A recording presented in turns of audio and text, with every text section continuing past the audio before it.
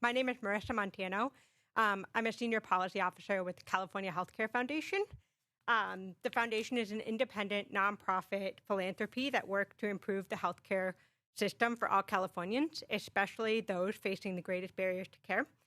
Today, I'll discuss California's health policies, how they've evolved, what we've learned from the evidence, and what it means for patients across the state.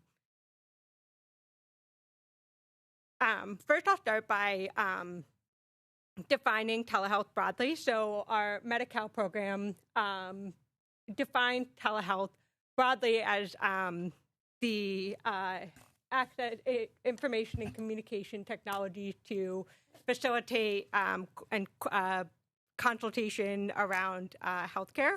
I want to double click on telehealth could be live or synchronous, where a patient interacts in real time with their provider via some sort of telecommunications, whether that be via video or audio only. Telehealth can also be asynchronous or store and forward. This is when a patient or a provider consult with another provider in a different location via electronically. A popular example of this is e-consults. Remote patient monitoring is also part of telehealth. Remote patient monitoring is a collection of health and medical data from a patient in one location transmitted to a provider in another location with the goal of supporting that person's care. And then mobile health is also something that helps all of these different modalities where providers can use access to technology for education and other support for care. I want to call out that in our research, when we were talking about telehealth, we're not talking about autonomous health. So AI chatbots are part of virtual care, but not part of the definition of telehealth we used in some of our research and the data that I'll show today. Over the past nearly 3 decades, major policy changes in California, coupled with consumer experiences, advances in technology, and changes in the healthcare system have greatly expanded access to telehealth for many throughout the state. While COVID-19 was certainly the catalyst for telehealth adoption, especially for Californians in the Medi-Cal program, California made key telehealth policy-related advances prior to 2020 that set the stage for tremendous progress during and after the pandemic. Coverage of telehealth began in 1996, making Medi-Cal a leader in reimbursement for telehealth in California. Policy made telehealth access more lenient than in Medicare, for example, allowing telehealth outside of rural and health professional shortage areas. Prior to 2020, telehealth was primarily used clinic to clinic, for example, for specialty care access, and e-consult programs were robust, particularly within county health systems.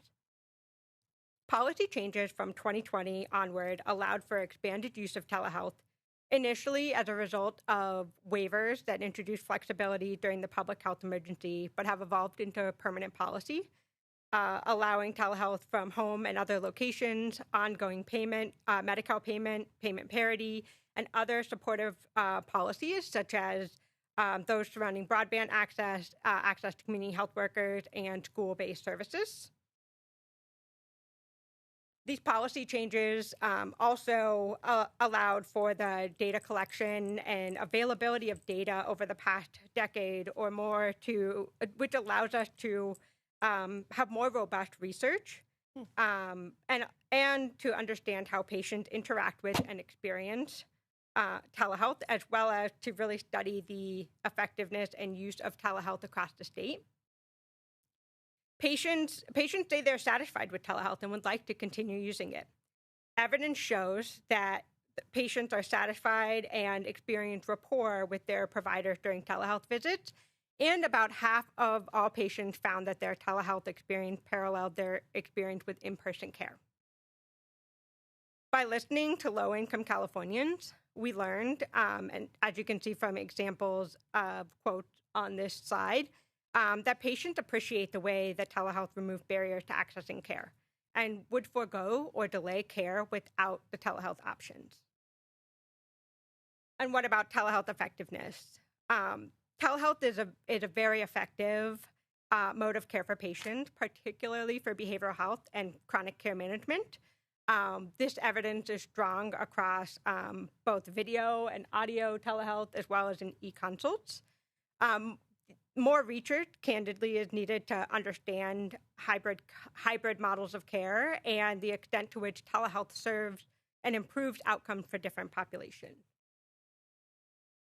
During the pandemic, we saw an incredible increase in telehealth utilization, and data up until 2022 shows that in California, utilization remained higher than pre-pandemic utilization rates, even once the public health emergency has ended.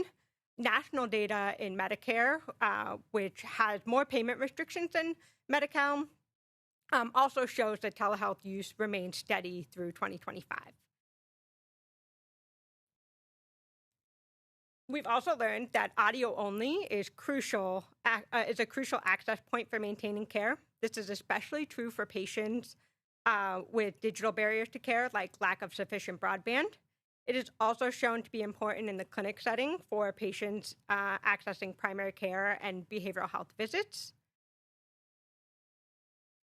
The evidence for telehealth use and its availability to expand access to care centers on the way that patients experience care. Long-standing barriers to accessing care regularly, particularly for low-income Californians, like lack of transportation, inability to miss work, lack of childcare, are reported to be ameliorated with the use of telehealth.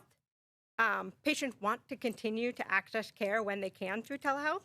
And for immigrant communities today, national threats for non-white immigrants in California have escalated, making telehealth essential for maintaining access to care when fear of public spaces is high.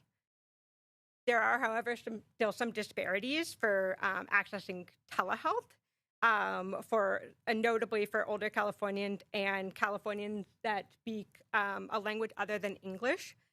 Language access remains one of the barriers to using telehealth. And in conclusion, telehealth is a really important and effective tool for expanding access to care.